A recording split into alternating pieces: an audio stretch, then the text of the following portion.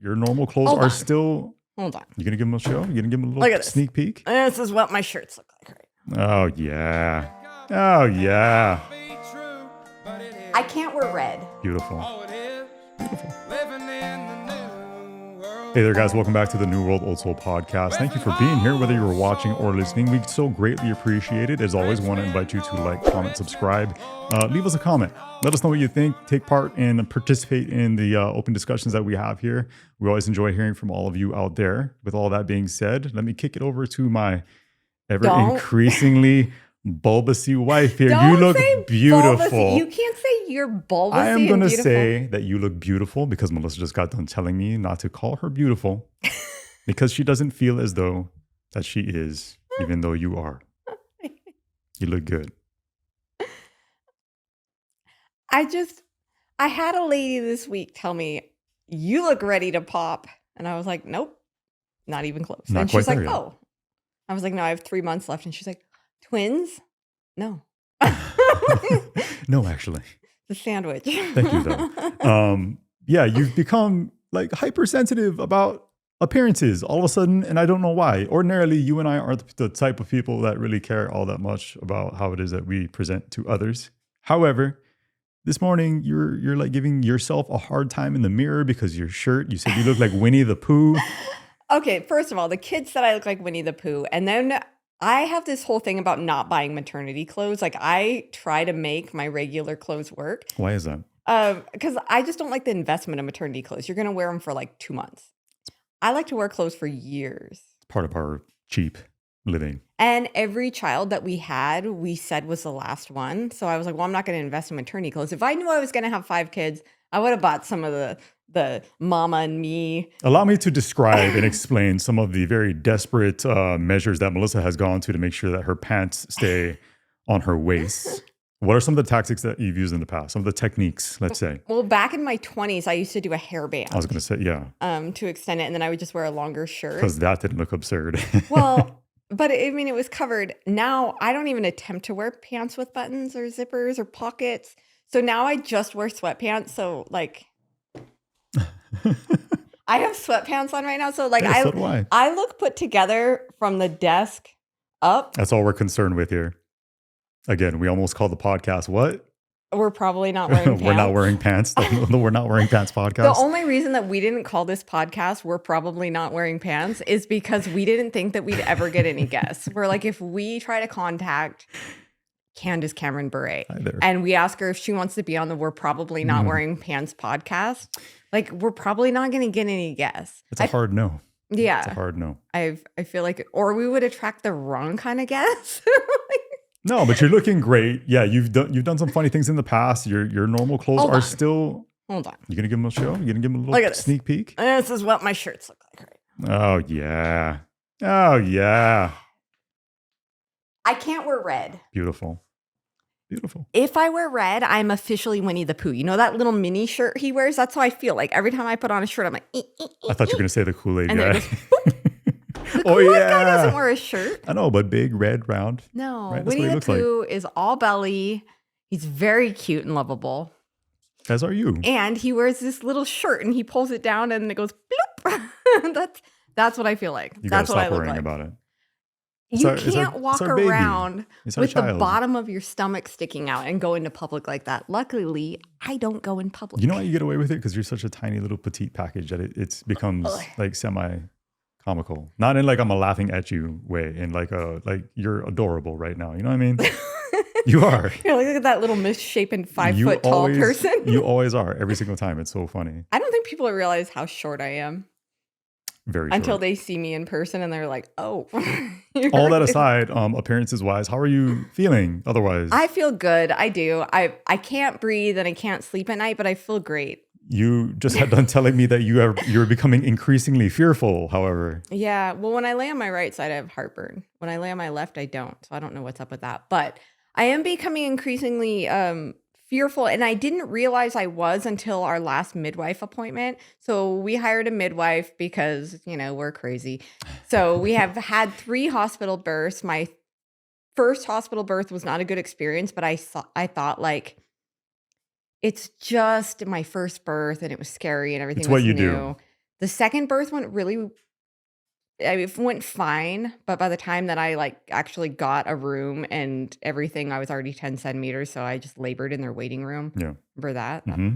was weird, and then, that went fine, and then I was looking forward to the 3rd hospital birth, and that was horrible. Instead of an epidural, they ended up giving me basically a spinal. I couldn't move anything from the neck down. I went Mike Tyson there for a second. Sorry.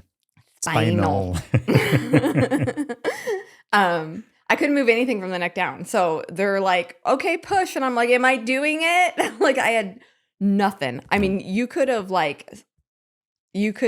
fork me all over and like I wouldn't. That was a weird thing to say. I couldn't feel anything. I couldn't lift my arms. I felt like I had sandbags all over my whole body. Yeah. And like not being able to even move your arms and they're telling you to push and they're manipulating your legs around. Like it was such an out of body experience. I hated that birth. Yes, I felt nothing, but it was awful. And then I got extremely nauseated. Hmm. So I'm asking if I'm pushing while vomiting licorice into this little bin. That they thought was blood. I like to eat when I'm in labor, which is another thing I don't like about hospital births because they deny you anything. Like you should be drinking electrolytes. You should be eating melon and things like that to like stay hydrated and happy. Yeah, I'm going to feed you some grapes, like dangle Like the a grapes. goddess. Yeah. So they don't let you have any food. So I ended up sneaking licorice and I ate like a pack of red licorice, which is not why I vomited. It was a weird spinal. But anyway, I start throwing up red and the doctor, like the look on her face was just horror because she's like, she thought I was like bleeding internally and now I'm vomiting. So I had to rat you out. Yeah. So he told on me. Yeah. You're like, oh, no, it's candy. Licorice. And she's like, thank you for telling me. She snuck licorice. She gives me the stink eye like you weren't supposed to eat that. Then we're laughing, vomiting, can't move. So anyway, it was a horrible birth. So I said I just never wanted to do that again because I felt so out of control. Mm-hmm. And I think when women are doing the most primal thing in the world, they need that sense of ownership over that. And when you remove that from them, you ruin the whole bonding experience with the baby. Anytime that I've had a lot of intervention, I've struggled to bond with the baby in the first, pretty much till I get home. And then I have a big emotional dump. And then What do you mean by that? When they gave me Nevaeh, I just felt like I was holding someone else's baby. I felt disconnect. no connection to her. Yeah, but I feel like in that instance, everything was so new for us. I mean, we were new parents, so we really didn't know what to do with ourselves. I felt that way too, to an extent. Granted, again, different experience for me as dad. No, I mean, there was a connection there, but yeah, the whole thing was just kind of overwhelming. I feel like there's just like kind of this level of trauma, even though like a home birth is more painful. Yeah, it's less traumatic in that you have ownership over it. You're in your home. Like it's treated like a normal, natural thing. And then when in the hospital, it's more treated like a medical thing. And it takes me a while to decompress from that. Mm-hmm. And then I think a lot of women will come home from the hospital. They're absolutely exhausted from like being woken up every couple of hours, just the hospital environment, the weird food, all the intervention, all the drugs. Like there's a lot of detox you have to do after a hospital birth. Right. And so we decided to go all natural with the last one. And I thought, okay, I've gone to 10 centimeters, no epidural. I rock that. Like, yeah, I lost my breath and I had to stop walking. And, that's kind of the height of it, but I was still okay. And so I thought if I can get to 10 centimeters, I'm going to be fine at home. I'm going to flip and rock this birth. And then I did, like up to 10 centimeters. They were like, well, you're still laughing. You're still talking. You're still walking around. You're doing great. Okay, it's time to push. And I was like, all right, this is so fun. Then the baby descended and the pain was so extraordinary. And I wasn't prepared for that. Okay. I didn't do any research going into it. And I just thought like, this is my 4th kid. I got this. Like there's things they don't really tell you about, like the ring of fire and stuff like that. Now that I've and so I panicked. I lost my control. My you breathing. did fine. You always say that you panicked, and you did not panic. It was a very intense experience, but you did fine. You were as composed as anyone would expect you to be, given the circumstance. I mean, it's not like I was screaming or anything like that, but I lost my breathing. That's just your internal like insecurities boiling to the surface there, and you caring about how other people percid you in the moment. You were doing just fine. I got really wheezy. Like I couldn't take a deep breath. Like I was taking like short breaths. It was like I had like a panic attack, I think, while pushing. Yeah. In my head, it's just stressful. Yeah. So anyway, right after he was born, I went, like every mom, I'll never do that again. I would never do this. I would never do a home birth again. And now we're doing a home birth again. And I realized in the last midwife appointment, when she started asking me questions, everything was fear-based. I just started like talking about all my fears and how the last one went. And Your responses were fearful. yeah, and she didn't seem alarmed by that. But after she left, I went, oh my gosh, like I'm starting to get really nervous Yeah. about like the pain that's coming. You don't think that that's been the case every single time though? No, I've always been really excited about the birth because I knew like I'm going to go to the hospital. I'm going to So get an what's epidural. changed though? I mean, you've done it all. This is pregnancy number 5. This is birth number 5. What's different?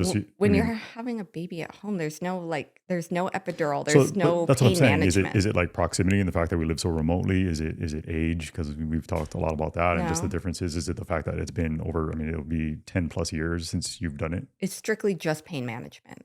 I'm afraid that it will reach that pain threshold again. And I felt so much panic. Like, I don't want to go to that place again. Like, I want to do better this time. But maybe I'll be more prepared this time. And also, maybe the baby won't be 9/8 and maybe the baby won't be transverse. Like Eli was. Eli came out face first instead of head first, which is significantly harder. Yeah. So maybe I just had a rough birth and then maybe this one was just going to be so smooth. I don't know, but I don't want to go into it being like, this one's going to be so I think you have to cut yourself some slack. I get that it's a very intense moment and situation, but you've done it before. You've always excelled and done really well. I'll be there for you. Thanks. Trying to reassure and comfort you as much as I can. He always tells me like when I'm like at the height of the panic or like when baby's like crowning, which is like, oh my gosh, that's the moment. That's the moment. That is so painful. And you're always like, you've done this before. And like it actually like last time I was like, yeah, no, it fits. No, I think last time I told you, hey, you've done this before and you were made for this. I remember I kept telling you were made for this. Maybe I am. I keep getting pregnant. That was my coaching. But I mean, seriously, that's kind of, my perspective on it. You've always done so well. Your body always responds so well to every single pregnancy. It's unreal. We always joke amongst ourselves about like, I feel like we're just baby making, we're like a baby making factory, you and I. I think we could have, if we hadn't like really actively, I mean, we actively tried to prevent and had 5 kids. Yeah. So if we wanted to like dug her out and have 20 kids, I think that would have been a piece of cake for Melissa and I. Yeah, probably could have. I could have just like, bam. Yeah, I don't know. So tell me you're overthinking your birth without telling me you're overthinking your birth. I'm completely overthinking it. I think you can do just fine as you always have. Real quick, let's break in here and talk to you guys once again about Black Rifle Coffee. Yeah. We love Black Rifle. We've been telling you guys about this for the past few weeks. They are supporting us here, just supporting what it is that we're doing here on the podcast. We so appreciate that. What are you drinking today, Mama? I am drinking Beyond Black. We both are. That's my go-to. Not only is it Beyond Black, but my coffee is actually black because I'm trying to cut back on my sugar consumption. Oh, I know. Every once in a while, Jeremy goes on this like no sugar, no carb diet kind of thing. And I just can't do that right now. So it needs those things. We're using, this is my annual dietary like reset. Despite that, delicious coffee. As we always say, we've been longtime fans of their company, their brand, what it is they represent. They're very pro-military, pro-law enforcement. So of course, this means a lot to me. I've expressed to you guys, I think last week, that I've been supportive of their company and what it is that they put out. I've been drinking their coffee for years, due in large part to the fact that our values do align so closely. And I love that they are so supportive of the law enforcement community and the military as a whole. Also important, they have excellent coffee. It's one that you actually can drink black because it's not bitter at all. And we have gotten so much feedback from you guys over the past 4 weeks since we started talking about it. A bunch of you guys ordered not only their awesome merch, but their coffee as well. And you guys have been giving us a lot of feedback, which has been great. Like, not bitter at all. This is amazing coffee. This is so good. Thank you for recommending. So if you are on the fence, right now is a really great time to order because they're doing a law enforcement appreciation today and tomorrow only, which is 30% off site-wide. So if you've been sitting on like merch or the cool mugs, Jeremy wants the grenade mugs for Valentine's Day. I love them. Check out their website, blackriflecoffee.com, I believe is what it is. We'll put the link down below. Check out their website. They have a ton to offer, a lot of delicious coffee. Like we mentioned, their merch is awesome. You guys have seen that. I've been wearing it here on the podcast. that grenade mug, mama. I need it. You're Put it going to on the get one for shopping list. Valentine's Day. Anyway, Valentine's Day is coming up. Start thinking about it today and tomorrow, 30% off site-wide. And then I believe all month they're doing 40% off subscriptions if you don't ever want to worry about running out of Black Rifle coffee. There's an additional 10% off that you can get if you are active or former, I believe, military, law enforcement, first responder. You just have to show them your ID, prove that you are who you claim to be, and you'll get an additional 10% off. So go check them out. Black Rifle Coffee Company. Big thanks and shout out to those guys. Cheers. Moving back to home life really quickly before we tackle a couple of other topics, because it's been a crazy, crazy start to the year. Who could have foreseen or expected that with the way things have been going seemingly for the past handful of years? But everyone in our household is also sick, and we had just a very interesting conversation. Not everybody, just the boys right now, but it's going around. So far, just the boys right now. We had an interesting talk before hopping in here, and I said, hey, let's hold on to this and table this for the podcast. Doesn't it seem like, what's the term? The quademic. Name? The quademic. This is the new quote unquote pandemic that we are dealing with here. It's bird flu or influenza A. It's just basically the flu is going around. That's why the eggs are gone. It's the bird flu. So there was a big outbreak of bird flu in California farms, and that's why the egg shortage. We went to the store yesterday. Which makes me not want to touch any eggs or eat eggs. So anyway, we were talking just because it seems like these things, and maybe this is all just a matter of perception and like media propaganda and things being pushed out, but I don't think so, because every time you and I leave the house, like yesterday, we were at the store. What is going on? All you hear is distant coughing and sneezing and people just sounding very, very ill. I said, every time, we've traveled a lot the past few years, given what it is that we're trying to do here. Every time you get onto one of those human tubes, flu tube, referred to as an airplane, it seems like while walking down the aisle, because we always sit at the back of the plane, that everybody is sick, more so than they used to be in the past. I have nothing to prove that, completely just anecdotal perception on my part, but it feels like and seems like people are just a lot more sick today than they used to be back in the day, 80s, 90s, 2000s, yeah. No? I think so, and I don't know if it's just that I pay attention to it more, but I remember going to public high school and getting sick like once a year, and now they were literally talking about closing down the school to clean it because so many kids and staff were sick. That was not a thing when we were in school. No, and should have been, but it was not. Yeah, no. This quademic, it's influenza A. It is norovirus, which is my worst nightmare. It's basically is like the stomach bug. It's not good. It's not pretty. And then like RSV, which is turning into pneumonia. There's so many cases of pneumonia with kids right now. And very dangerous, like whooping cough and all of that. But we have kids that and are then COVID passing away back. Here in our area. I mean, if you follow the news, in the Pacific Northwest. And the reason I say it seems like it isn't just you and I that are saying this is because even just leaving town with the people that we're running into, just having these small talk chats, conversations, people are like, hey, are you trying to avoid the illness that everyone in our very small town here seems to be stricken with currently? Yeah. It's scary for any of us, but I think when you live the way that we do, and given Melissa's, how you want to describe it? The phobia. Melissa's phobia of germs. We talked about this here on the podcast before. I want to say it's an unhealthy level, but because I'm the person with the phobia and in my brain, it's like the crazy person thinks they're not crazy. That's how I am with my germophobia. I'm like, no, I'm the sane one. That's you and I in a I'm nutshell. the one that can see and feel bacteria. And then you know how crazy that sounds? This is a real thing. I mean, it affects our lives. Would you fess up to that and say that, it definitely affects like our social, it limits our social availability. If you invite me to a party, I will call you and ask you if anyone is sick. And if you lie to me and I go there and you're sick, I will never hang out with you again. Like I have this thing, like I tell my friends, I am a germaphobe. It's irrational. And if you're sick, like if you've been sick in the last week, if your kids are coughing or something, please do not invite my kids to play, please. And I feel like that parents used to be more cautious of this. The fact that I even have to ask. And then sometimes they'll be like, oh yeah, well, we have been a little sick this week and so and-so has a cough. I'm like, why would you invite us? Like then I'm like, now I can never trust you. So if you're honest with me, I don't trust you. If you're not honest with me, I don't trust. I don't understand why people don't care anymore. Like when people's kids used to be sick, you kept them home from school. When you were sick, you stayed home.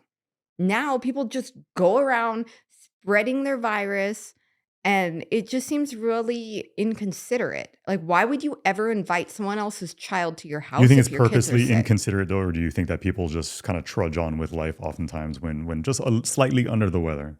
I feel like it's been normalized in society to keep going Yeah, in like in today's our world. culture here Mhm. in the U.S. for sure. Because we were talking about that too, about some of the changes that maybe have occurred. I remember feeling very guilted every time I had to burn some sick time Mhm. at work back when I was with the police department. You'd always come back to like glares and little like snide remarks, like half Were joking, you like, really "Oh yeah, were sick? you sick?" Like, yeah, I was sick. I didn't want anyone else to get sick because that would become a real problem if we get some like blue flu, what actual Yeah. flu situation here at work. I don't see why there should be any apprehension, but there always was for me to submit like a sick slip, always. Yeah. Which Well, which is a problem with the culture as well. I think we prioritize like, hey, no, you show up to work, you keep going, you make sure you're doing what needs to be getting done here. You kind of just keep going, no matter what. yeah. And Well, maybe subsequently, this is why we have so many people that are falling ill. probably. And then it was Matt Walsh that he made a video about sick days and how adults shouldn't take sick Yeah, I days. disagree. Yeah, and he got a lot of backlash on that because people are like, "No, you are now infecting other people, and now you're inconveniencing people." And then if someone gets sick in the workplace, they bring that back to their family, and now their kids have it, and then they take it to school, and like this is how stuff. Just stay home, be considerate. And he's like, "Nope, adults shouldn't take sick days. If you can still get up and like put your shoes on, you should go to work." Ironically enough, quick little side story here. When we went down to Tennessee to interview Matt Walsh, he was sick.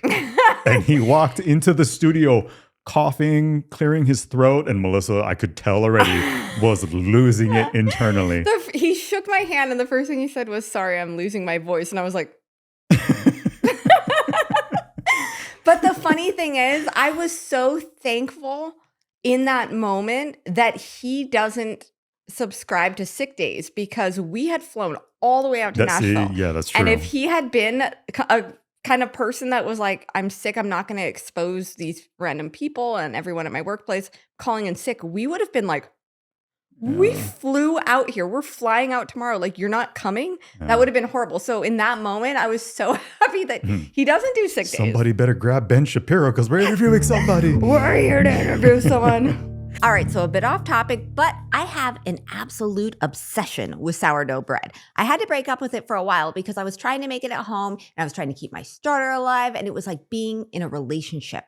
I love all the gut healthy benefits of sourdough bread, but in reality, I just don't have time to deal with the commitment of it. So I started searching for an alternative, which led me to wild grain. As a family, we're trying to cut out heavily processed foods, and Wild Grain is the first bake from frozen subscription box for sourdough breads, artisanal pastries, and fresh pastas. They partner with small bakers and pasta makers from across the country to keep the tradition of nutritious, simple ingredient food alive. And the cool thing is you can customize your box with your favorite products. They have their traditional breads and pastas, which we normally order, but they also offer the first ever fully plant-based subscription box for breads and pastas, and really, really good gluten-free options as well. So now we can get the incredible benefits of sourdough without all the hard work, and it is quite possibly the best. Perfectly crunchy yet chewy on the outside and fluffy and soft on the inside sourdough that we have ever had. Wild grain uses a slow fermentation process that's easier on your belly, it's richer in nutrients and antioxidants, and it can even help lower blood sugar spikes. I love that all their products ship straight to my door and they go from the freezer to the table in just 25 minutes or less. So if you're like us and you love, love, love simple ingredient pastries, pastas, ooey gooey cookies, and all the beneficial benefits of sourdough bread, definitely check out Wild Grain. Just click the link in our description below or go to wildgrain.com/NWOS and make sure to use our code NWOS to get $30 off your first box. Plus, you will get free, delicious, crispy croissants for life.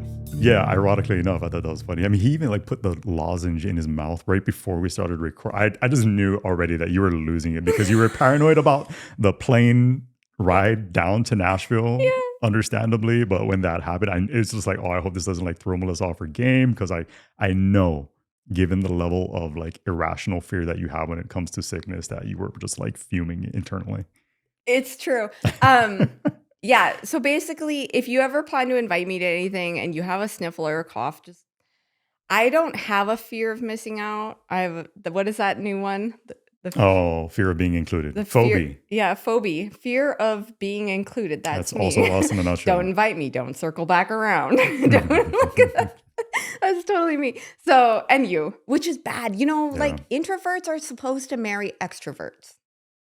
Because then one person from the marriage encourages the other to come outside their turtle shell and see the world. I kind of feel bad because in a weird way, I feel like this is my doing. I've always been extremely introverted. Call it an only child syndrome thing. No, I don't know what it stems talk to anybody from. that knew me from high school. It was like but getting a cat out of a small trap. To my extent, again, look where we live. I felt bad this morning when I was running. I was listening to the sermon being given by Pastor Cliff Connectly. I don't know how he properly pronounced his last name. He's huge in the social media world. He does a great job of spreading the word and gospel of Christ. So anyway, I was listening to him, and he was talking about how like if it's okay to like yearn for solitude. However, we need to be interacting with one another and sharing the gifts that God has given us talk to you as individuals. I know, but I don't. I do feel like to a certain extent, like we've secluded and isolated ourselves to such an extreme extent that it probably does become detrimental to ourselves and maybe our family as a whole at times, to where I think it simultaneously feeds into the fears that we're talking about with like you always joke, we're like native people. Like we can't interact with people because we run the risk of getting sick. And for our family, it seems like that's so easy because we live so isolated in this bubble. Yep. We're not exposed to illnesses. And so we very oftentimes seem to fall ill very, very quickly. Now, I'm kind of torn on that because I keep hearing from people, like when our kids get sick, they'll say it's because your kids are isolated or it's because your kids are homeschooled that they're getting sick. But I have nieces, for example, 3 nieces. They go to public school, they go to after school care, they go to every community event there is, and they are sick constantly. From fall to spring. If they go 2 weeks without a virus, it is like, oh my gosh. And they have been exposed to these germs and public school kids their whole lives. I was a public school teacher and those kids were sick constantly. You weren't always so crazy about this. No, I wasn't. It was when we started having kids. Yep. So let me ask you, is the fear of the actual illness and germs and all that, or is it the fact that you historically have been responsible for caring for everybody? And when you have a large family, kind of like we're dealing with right now, like you and I are just anticipating the first cough, you're like, here we go. Because all of a sudden now you're taking care of 6 people. Yep. And when that illness involves trips to the bathroom, let's say, where things become messy, it's awful for... We have a puker in our family. We do. Yeah. Poor Eli. Like he can have the mildest cold, and he is going to vomit for 48 hours. Yeah. And I don't know if it's a gag reflex thing or the pediatrician told me that he has sensitive stomach lining and any kind of drainage at all, which starts before you even know you're sick, goes into his stomach, inflames the lining of his stomach, and then it causes him to throw up anything he puts in his stomach. So the smallest cough that like other kids would just go on playing, riding their bikes or whatever, he's down on the couch vomiting. And so when I hear somebody cough, I'm like, no. When it persists for an extra long period of time now, because you got the first 2 who get sick, then the next 2, then you and I. The flu is like that. In like any order, but 2 got sick, it's and then prolonged 4 days later, 2 more got sick, and then 8 days later, Kira got it. So is that what you don't like? Is that what it is that you're fearful of? Is just that setback in your day-to-day life and routine? I just know like every virus is going to be like 2 weeks long because it's going to linger through the house. It's going to go through everybody one by one. I think that my fear and anticipation of somebody getting sick is worse than when someone finally gets sick. Like I almost feel like when the anticipation of it. The anticipation, yeah, I built it up in my head, and it's way worse in my head than it ever is in person or like in reality. I am a germaphobe, and it's beyond viruses. It goes into like foodborne stuff too. No one washes fruit and vegetables like I do from the store. No one. I have special wash. She gives me such a hard time. Yeah, literally. She buys a special wash specifically for cleaning fruits and veggies. Yeah, it's a vinegar base. I mean, you take it to the soil that we grow our food in. Melissa becomes paranoid about that. Well, because there can be bacteria in. Here's Here's the extent to which she is a germaphobe. Oh. When COVID was at its peak, Melissa was in heaven. I was feeling Because like so many people were masking up and everybody was placing an emphasis on washing hands, and Purell was flying off the shelves, which let her know that everybody was using it. Yeah. Melissa was in heaven. When we go to the store, the amount of time that Melissa specifically will devote to disinfecting her shopping cart shopping carts are disgusting. is absurd. And then like sometimes I'll watch someone else not disinfect their shopping cart. Hundreds of people have touched that. Then they put their baby in it, and then like I'll look over and their baby is sucking on the handle, and I'm like, with snot running down their face. So it's not like, oh, but that baby's not going to get sick because it's exposed bacteria. That baby is sick right now and is sucking on the cart. Now the next 50 people that touch that cart's going to get. I think it's good to be cautious. We are spending hoof and foot and tongue disease. We're spending a ridiculously extended period of time talking about ourselves here and all of our fears and all that, which was not our intention. We do have other things to talk about, I'll promise you. But how do we improve here? How do we maybe get better about this level of germophobia that we're dealing with? I think you just have to tell yourself to like get over it, do it, travel anyway, get on the airplane anyway, go have experiences anyway. You just have to go do it. You know that the kids are going to get sick because people get sick. I have a lot of anxiety around it. I'm trying to get better, but it seems like I just get worse. Also, last question. Have you had a discussion with the midwife about this yet? I know I've been there for all of our meetings, but I don't think you really fully explained to her If she's coughing, I will deliver my own baby. Unassisted home birth. Well, yeah, I haven't, but I do know that she's traveling right before, and it has popped into my head of like, if you have any kind of virus, you're not coming into my home and like touching my newborn baby. I brought up to you that maybe we'll bring her in here and introduce her to everyone. Let us know whether or not you think that'd be and make for an interesting podcast episode. Is getting probably be interesting after the birth. Our midwife in here for a talk, a discussion, if she's up for doing it. So here's the thing: if you know anything that I can do to get over this irrational fear of germs, foodborne bacteria, and people in general, please let me know. And don't say vitamins. I've been taking vitamin D, zinc, vitamin C, like all of these things. Like we are loading up on this stuff. I have this spray that's like a bee, royal jelly, like immunity spray. It wasn't cheap. I've been spraying that in Eli's mouth. Now he's on the couch throwing up like as we speak. So I don't know. The other thing is people are like, you guys live on a farm. You should have really strong gut flora. You should have a strong immune system. And I just want to say Exhibit A would be the native people. They could drink the water. They could eat the meat and the fish. They could eat the black root and all this stuff that made the Europeans very, very sick because the Europeans didn't have the same gut flora as the native people.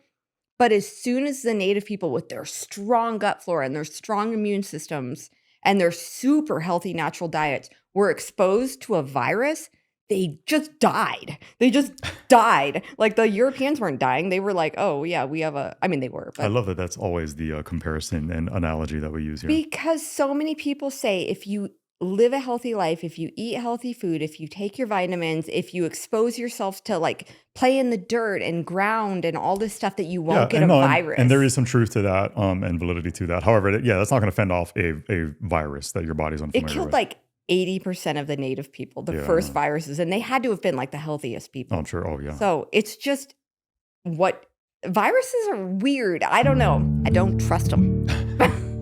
So anyone who knows our family knows that Eli, who's our youngest son, he is a massive, and I mean massive, right? Massive PBR fan. That's professional bull riding. It all started when we took him to his first event down in Dallas, Texas. He's been hooked ever since. If the PBR is hosting an event in your city or a city near you, or maybe you're traveling somewhere where PBR is putting on an event, I would highly recommend that you check it out. It's so much fun. You'll have a great time. I guarantee it. Yeah, we really had no idea how exciting and action-packed PBR was until we went in person. And the best part is their events are so family-friendly and they're so respectful. We had the best time with the kids and we were so impressed with how awesome the riders and the entire crowd was. It was an amazing way to spend an evening with friends and family, 100% worth going. Even if you have never experienced a rodeo event in your life, you will absolutely love it. Yeah, it is awesome. Right now, the PBR's Unleash the Beast Tour is happening weekly. Unleash the Beast. features the top 40 bull riders in the world going head to head against the rankest bucking bulls on the planet. The Unleash the Beast tour crisscrosses the United States, holding 23 regular season events from California all the way up to New Hampshire, all leading to bull riding's most prestigious event, the PBR World Finals, which happens in May down in Texas. Seriously, guys, it is so exciting. Totally family friendly. So definitely check out their schedule right here. See if you can grab tickets in a city near you. We're 100% recommending it for the best family evening out. Right now, they have a great deal where you can save up to 25% off select seats in select markets with our code BUCK, BUCK, just like the Bulls do. Just click the link down in our description and remember to use the code BUCK for that massive savings. Moving on, let's talk about the crazy start to this year. We are currently, as we are recording this, it is January 5th. We are only a handful of days into the year. And as one can probably expect, given how 2020 and beyond has gone. We've already had a virus. 2025 has been super duper crazy so far. Let's break that down and discuss. Yeah, no, it's been nuts. So it started literally on New Year's Eve. Literally. Like as we're welcoming the new year. We're not going to report the news here. This is not what Melissa and I do. I'm sure basically all of you are probably familiar with what it is that occurred. Awful, horrific, incredibly tragic events that occurred down in New Orleans in 2, 3 in the morning. Yeah, following the New Year's Eve celebration down there. We had a radicalized former or current U.S. military soldier, I mean, literally, who was adopted this ISIS. I don't even know how to label it. He said he was radicalized by ISIS. Nobody seems to know why. He seemed pretty normal before that. He was Army veteran. Drove his car through a crowd down there on Bourbon Street, New Year's Eve, I guess New Year's Day, killing reportedly now up to 14 people, injuring multiple dozens of people. There are some video clips that have come out. I would not encourage you to watch those. It is awful and horrific what occurred down there. Following that, coincidentally, same day, we had the Cybertruck explosion down in Vegas, where, again, a U.S. service member reportedly took his own life while parked at the front entrance to the Trump Tower down in Vegas. His Cybertruck then exploded with a improvised explosive device. A lot of stuff. A lot of really interesting, call it conspiratorial if you want, information has been coming out subsequently since all of this occurred. So really, really rough, bizarre start to the year. Yeah, and I think a really large show of how distrusting the American people are with the 3-letter alphabet agencies. The legacy media agencies? No, just with the FBI and the CIA. All that, yeah. Nobody's trusting anything coming out of their mouths. So the primary outlet, the press conferences I've been watching has been coming out of the admin press conferences that have been put out by the Las Vegas Metropolitan Police Department. I think they're doing a good job in covering it, but they're definitely, as is the case, and I'm familiar with this, you're not going to divulge and disclose all of the information and knowledge that they have of the circumstance and situation. But I feel like they've been doing a decent job of trying to address a lot of the speculation that has come about as a result of everything that occurred down there. Because again, it's just a really weird, bizarre circumstance. Come to find out after all of this occurred, the guy who was involved and responsible for doing this, Matthew Livelsberger, unusual last name. He rented this truck. Coincidentally, it's the same rental company, Toro, that was used by the assailant responsible for the horrific things that were done down in New Orleans. Again, that's really not. That's just the start of it. This guy was on a campaign in his final days of trying to reach out to a lot of podcast hosts, in particular, Sean Ryan, Joe Rogan at the very least. I think speculatively Joe Rogan as well. He was also making requests of this Instagram guy here. What's his name? Sam Shoemate. He was actually on the Sean Ryan show explaining the breakdown of the events that led to this guy eventually, like I said, becoming deceased, let's say. I want to point out this is not helping my fear of crowds. I know. We're gonna tie back into that. But so this guy's trying to reveal and blow the whistle on the drones, which we talked about here a couple of weeks ago. Nobody really knows what the hell's going on there. Odd circumstance, and then his apparent involvement in some what he identified as being war crimes stemming from an event that occurred back in Afghanistan, I Mhm. believe. If you want to watch the Sean Ryan show, I'd highly recommend it. It's very interesting. It's only an hour long podcast. So if you go to the Sean Ryan show, it's a podcast format, much like this is. He's speaking with this guy, Sam Shoemate, who has all of this insight that was provided to him by the male who's responsible for what it is that occurred. What occurred? I don't know. I'll leave it up Yeah. to you and everybody else to speculate. Well, yeah, the guy's either out of his mind crazy, or he could have severe PTSD. He could have thought that the FBI was following him. This is kind of the narrative that's being pushed. Yeah, the narrative being pushed is that he had PTSD. He just kind of lost it. He had a bunch of stuff going on at home. He had just been kicked out of his house. There was some infidelity with the wife. Found out the kid wasn't his. Right. I mean, some serious like personal stuff, which could make sense. Sure. Or he's completely sane and he's telling the truth, and the FBI was following him and they don't want him to know, because when you hear his side of the story, you go, yeah, that could make sense. But then Could. you could say, or he was a very bright person and he can articulate an email and text messages and a whole narrative, but he was still mentally ill. Again, it's all very speculative, and we're not. Again, I don't know all of the details, the ins and outs, and so we're not going to really dive into it. But however, it brought about an interesting discussion with you and I in the car yesterday. Mhm. Of we're never really going to know. Right. Ultimately, is what I kept emphasizing to you. Was like, sure, is this guy crazy? Could be. Is he spot on and was a person of interest to U.S. government officials and to where he's being followed and is being perceived as being a possible threat for revealing information? Also possible. Sure. Yeah, whistleblowers have disappeared. Will we ever know with absolute certainty? No, we No. won't. It'll just remain speculation on the part of all of us out here who are just digesting this information that's being put Yeah. out. So The beauty of these podcasts, like the Sean Ryan podcast, and now he went live on X, so there's more information that's coming out. he's going to tonight. You said, right? Yeah, but I mean, by the time this By the time, podcast yeah, goes out, if it'll you be go on out X, there. there will be a new live with a bunch more information. They like dug into their DMs and everything, and there was messages from him It's that they really found. interesting. It's worth Um, listening to. it would be odd a couple years ago if somebody was like, I want to go on all these podcasts. But now podcasts have become the new media, the new free speech media. Like, look how powerful podcasts were during the election. Trump going on Joe Rogan Huge. and even some of the more comedy based podcasts Mhm. like Theo Vaughn, Yeah. it was so powerful. And I it could be that this guy just says, hey, podcasts are the new media. Legacy media is never going to report on this.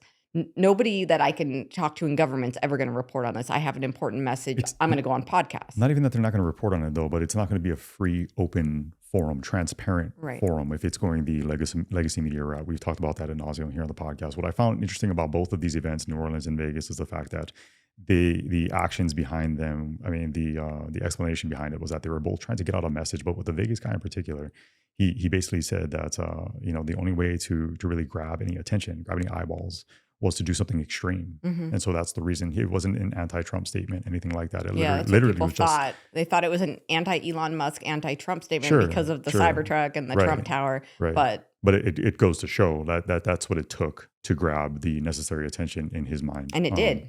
Yeah. Everyone's talking about it. Yes.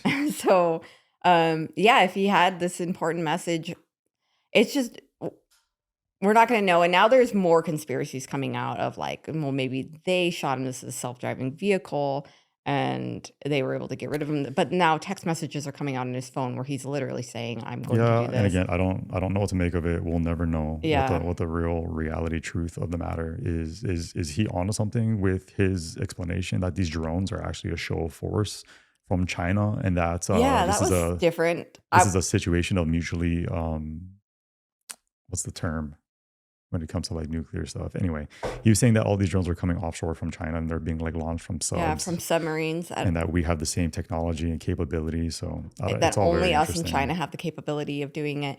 And I mean, it's kind of interesting because no one's talking about the drones anymore. It just disappeared from the media. Yeah, as it always does. Yeah, and then it's like, oh, Mhm. it's gone. But Yep. it's like, what the hell was that? And then I was just watching Tucker Carlson, and he had an ex-CIA guy on who I wasn't actually very impressed with because I felt like the guy was such a dodger. He just downplayed everything. Like Tucker was asking him really hard questions about like the JFK and the Trump shooter Yeah. and like 9/11, everything he asked him about, he was like, "No, no, no, no, no, To where he no." was minimizing it, or he just didn't want to address it? He minimized it and then said, "I don't believe that, the CIA or the FBI or anybody had any knowledge of any of it, had any part in any of it." Like, he was just like, "Nope, nope, nope, nope, nope." And then, like, when this stuff was brought up or when the drones were brought up, he's like, "No, what we're seeing is we required civilians to put lights on their drones, and we're seeing that." It's like, Mm, dude,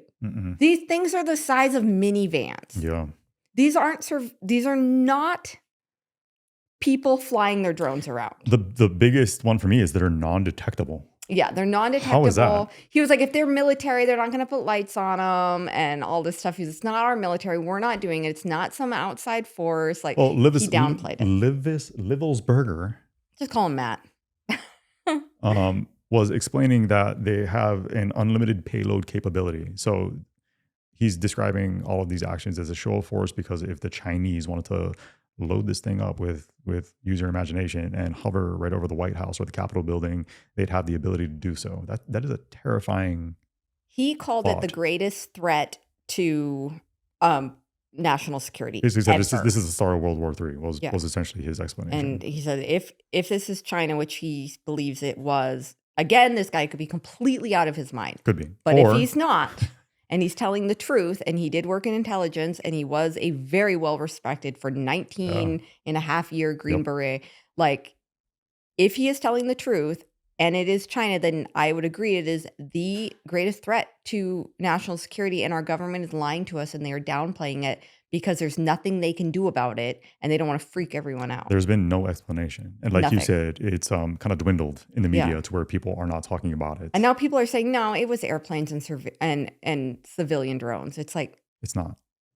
do you know how big these drones are? I think we can pretty definitively say, I mean, you even had law enforcement guys in New Jersey Yes. going, we don't know what the hell this is. And they were angry. They Yeah. were upset. They were Yeah. like, tell us what these are and get them out of our city. Extremely, extremely concerning. So again, this is a start to the year. Again, we're not even 5 full days in here. Happy New Year. This is all the stuff that's going on. We don't like coming in here and ranting, but I don't know how I don't know how you ignore this stuff. This Yeah, is, we're it's talking big about stuff. the potential threat to all of the, the liberties and freedoms that we get to experience here in our day-to-day lives as Americans, and really just the safety of the world as a whole should be very, very concerning. And yet crickets. But then could it be inflated? Like, okay, now we have a quademic, my worst fear. Like they're trying to instill fear once again. Yeah. And now we have these drains or drones and they're spraying mist and chemtrails and you don't go anywhere crowded, and like, could it all be also used as a control mechanism? Like, we built all sure. this fear in people, For sure. and then now we can control the masses. Like, I mean, look at how easily people were controlled during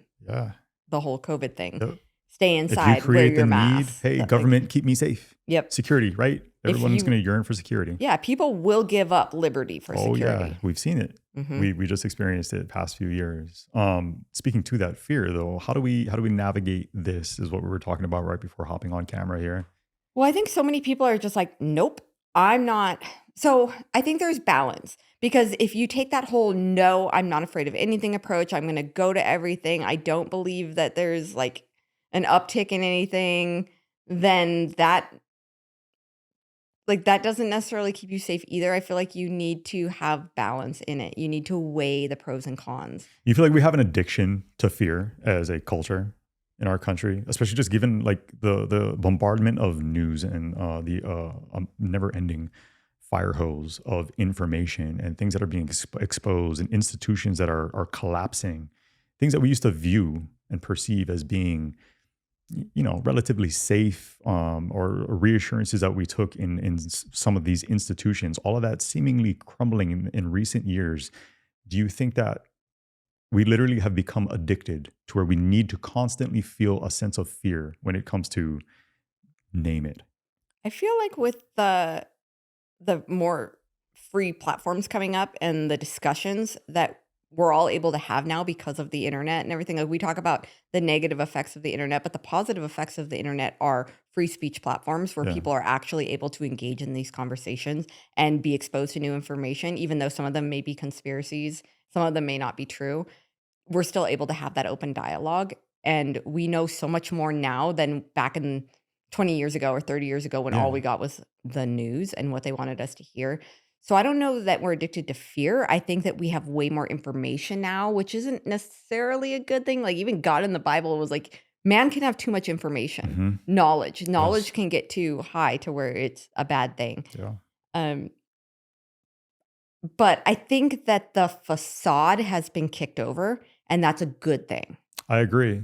But it just seems like there's this exponential increase in like this craving for these types of stories, for things to come crashing down. I don't know. Maybe it's exciting to like hear about and discuss, or there's always something new over the horizon, and people are kind of like, oh, what's happening now? Yeah, from a consumption standpoint. Like when you hear that breaking news music, you're like... Yeah, everyone's seeking it out. And I feel like we've all become so conditioned, myself, ourselves included, to like seek this stuff out, or just the way that it's presented to us. Even like if you're watching cable news, you see all the graphics and red lettering and flashing of like trying to grab your attention.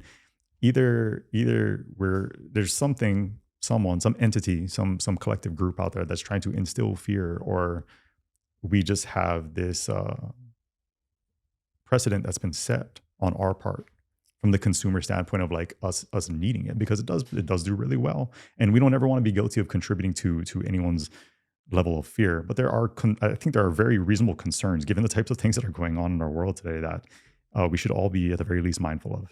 Yeah, and then I think that also you can become immune to fear. Yeah. So you hear so many stories that, and I think that's what happened during COVID too, is people had just had it. They were like, nope. They ripped off their masks. They were like, I'm going out. Yeah. And now it's kind of like the boy who cried wolf. The government cried wolf on that whole thing. I mean, it just wasn't the mask mandates, the stay inside mandates, the closing down the schools, the destroying of world economies. It was all a sham. It was all this control. Not to say that it wasn't a real thing and people weren't getting sick. They were. People were dying. It was blown out of proportion. But people die of the flu too. Yeah. My grandmother just passed away from COVID. Yes. So yes, it does take people out, but to like close down the world when it's nothing new under the sun that viruses can kill people. Says you. Yeah, you don't want me controlling. It's a control. Like, everyone get your bankies. It's a control grab, though, is what you're saying. Yeah, it was a control grab, and then eventually it revealed itself for what it was, and now it's like they cried wolf. And now if something does happen, like if some really scary thing does come out, like Spanish flu, plague, or Spanish flu returns, I mean that killed millions and millions of people. Nobody's going to take it seriously, right? And there's balance. You have to be critical. You have to use critical thinking for each scenario. Don't worry about what they're saying. Think about it for yourself, for your family, and make decisions based on that. But don't make decisions based on stubbornness alone, because there's a lot of people that are like, I don't care what comes out. I don't care if Ebola is going through the United States. I'm going to the sports. I'm not masking. I'm not doing any of this. I'm not staying inside. I'm not pulling my kids from school. But I mean, through history, there's been some pretty scary things. So I think they made a mistake in making such a big deal out of COVID, because if something big actually does happen, people are going to push back. They are not going to be maybe as careful as there's no trust. There's no trust. We're not trusting anything coming out from the CDC. We're not trusting anything from the FDA. We're not trusting our vaccines. Media outlets. We're not trusting media outlets. We're not trusting the FBI. We're not trusting the CIA. Like anything that we're hearing about New Orleans or from the Cybertruck, we're going, yeah, but are you telling us the truth? Yeah. And so now everybody's questioning everything. Which I think is good. It's good. But then how do you ever come to the truth if there's no one you can trust? I don't know that any of us necessarily, like these situations we're talking about, I don't know that we'll ever truly learn what actually occurred. Yeah, I think this is just sort of that moment in time where people have to take ownership over their own families and their own lives, their own peace, and then whatever comes down the pipe, instead of looking to, okay, what are we supposed to do? You have to really make those choices for yourself. These are such complex and complicated issues, though. Like even with the whole, let's say there was a new hypothetical, like really bad pandemic, like the Spanish flu, and We're people not leaving the house. We know where we And stand. But I I'm don't need to be saying told that. I don't need that to be mandated to me. for I'll make that choice. for those with that rebellious streak of like, hey, no, you lied to us last time, so I'm Mhm. not going to trust you on anything it is you have to say this That could be time. It dangerous could be and dangerous, and it harmful. could perpetuate whatever the actual virus, what have you, is.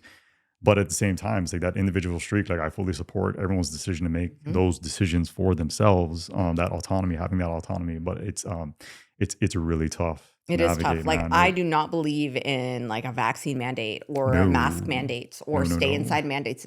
No, I don't believe in any of that stuff. You Yeah, have to make those choices for yourself. If Spanish flu comes around, people start dying, or if Ebola, I mean, geez, or like oh, some outbreak type gosh, stuff happens, I will keep my family inside.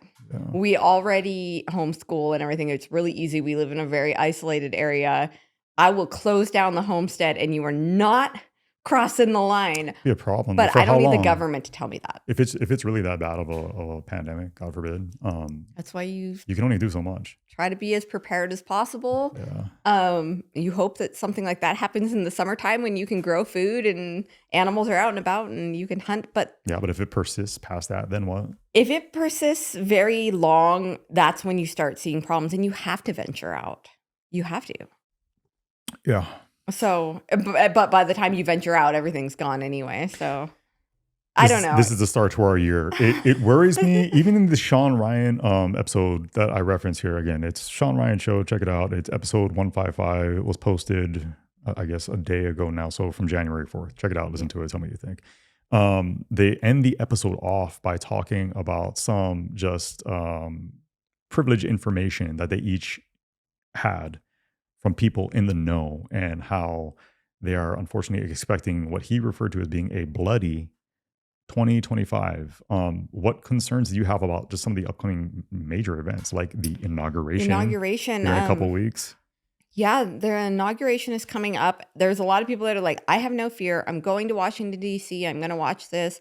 I wouldn't personally take my children to that because the hatred for our president-elect is so great. And I mean, from world powers and from people within our own country that I wouldn't make the decision for myself or my children to go, but I'm definitely going to be watching it on TV. I'm very worried for our president-elect. I'm very worried for our vice president-elect. It's weird for our country. I'm worried for our Period. country. I'm worried for us as American people. Because regardless of how you feel politically, or Mhm. what you think about Trump, you should be in agreement that that would not be a good thing for No. anyone to see anything horrific happen.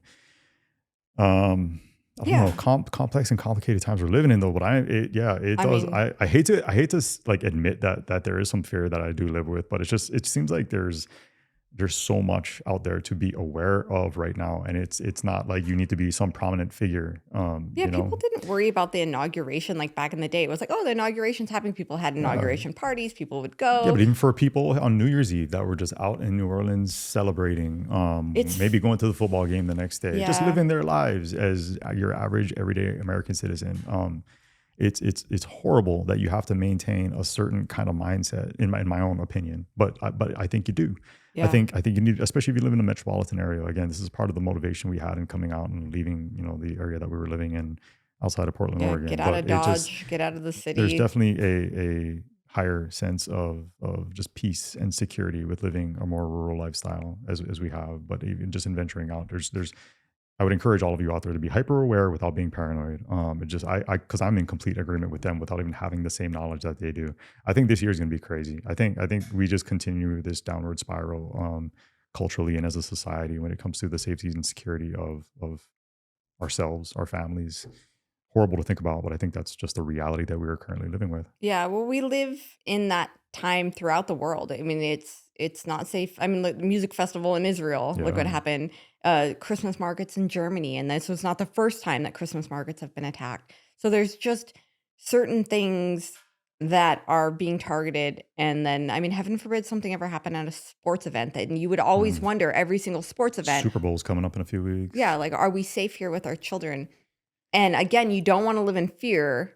So you want to continue to go out and do that stuff, but you Yeah. have to weigh the risks. And there's been quite a few events where, like, we were watching on New Year's Eve, we were watching Las Vegas because it was the West Coast countdown, and we were trying to do like the West Coast countdown. And we put it on Vegas, and they just showed the street Sea of with all the people. people. And I went, like to Kaimani, I was like, ooh, man, that would be a scary place to be, because if somebody just decided they were going to do something. But it's so upsetting to me that you have to think like that, Yeah. because it means that they're making an impact. All Mhm. these evildoers, they're making an impact upon all of us, to where we're having to stop to really weigh the risks, right? And be like, hey, do I really want to go and be a part of this group celebration Mhm. at this Yeah. whatever event? It Right. sucks that that's the case. Because those things are important. Going and watching the ball drop in New York is important for American society. Like, it's just, it's Yeah. part of the fiber of who we are. And Yes. if people start to fear that and those kind of events dwindle and they go away, It's part of what it's I sad. personally love about Trump, right? You're like, oh man, he's doing this I outdoor know. I'm rally. like, gosh, why is he doing like a day before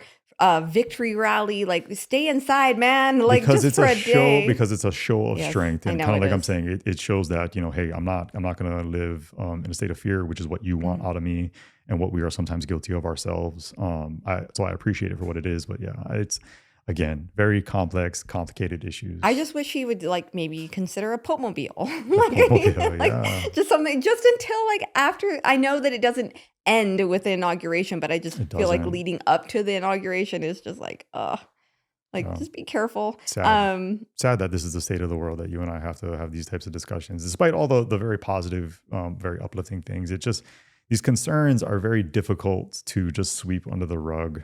And they're difficult conversations to have with your children too, because Yeah. I don't want to raise our children in this state of fear and No. paranoia. And even though I'm prone to that kind of thinking, I don't want them to put their lives on hold or anything Yeah. like that. So we're always encouraging them, like, go, go, go. No, you Live. should go. Live, but be aware Yeah. of the risks. But be vigilant when you're there. Maybe Yeah. know where the exits are. Yeah. Like things like that. Little. No joke, man. I do it. I think that people became so fearful for so long, and then they became so resentful and so on the opposite end of the spectrum, that now I worry that with our young people, that they could be so like Complacent. not taking anything seriously and not trusting any warnings at all. Yeah. And then that can be dangerous as well. Like, you have to use common sense. You have to use self-awareness. You need to, know where the exits are. Like, or know if there's been threats to an event, and maybe you should weigh the pros and cons of that. If you're thinking about going out on New Year's Eve, maybe like think about the fact that who's out on New Year's Eve on the roads. Like, you have to think about risks, because if you think that you're being totally just defiant and freedom loving by not worrying about any risks at all, then that can be dangerous on the opposite end. So there's balance. I haven't found that balance yet. I'm Henny Penny, like, or Chicken Little, or whatever chicken thought the sky was falling. Like, I'm that one. I'm the sky is. Chicken Little, right? I think it was a little white chickie. I can be that chicken. I can be. Like, I do know that. And I wasn't until I had children. And now I have 5 really little souls to protect. Mhm. And the burden of that, because I love them so much more than I love myself. Like, Mhm. I'm willing to take risks for Yes, myself. 100%. I'm not willing to take risks for my kids. And I have It's to literally what being a parent is. I have to like reel that in. I have to reel my fears in, because there is no fear greater than like something happening to one of my kids. Yeah. And that, I think, has increased my tendency to have a rational fear of air. Yeah, but that's normal. Parents, grandparents, you know this. I'm extreme. I know I am. We're gonna work on it, Mama. We're going to work on it. In the meantime, you keep on growing that baby in your oven there. One more to worry about. Yeah. Wow. Fantastic. Let's hit the reset I button love them so much. and do another 18 years from I don't scratch, want shall anything we? to hurt them. All right. Anything else you want to squeeze in here real quick? I can't squeeze anything else in. I'm full. No squeezing. No. All right. Let's shut this one down. So love and appreciate you guys, whether you are watching or listening. Again, we invite you to like, subscribe, comment, And be vigilant. hit the notification bell, all that good stuff, and be vigilant out there without being paranoid. Yeah. Don't be paranoid. Be vigilant. All right. Love and appreciate you guys. God bless. We'll see you next week. Living in the new world with an heart.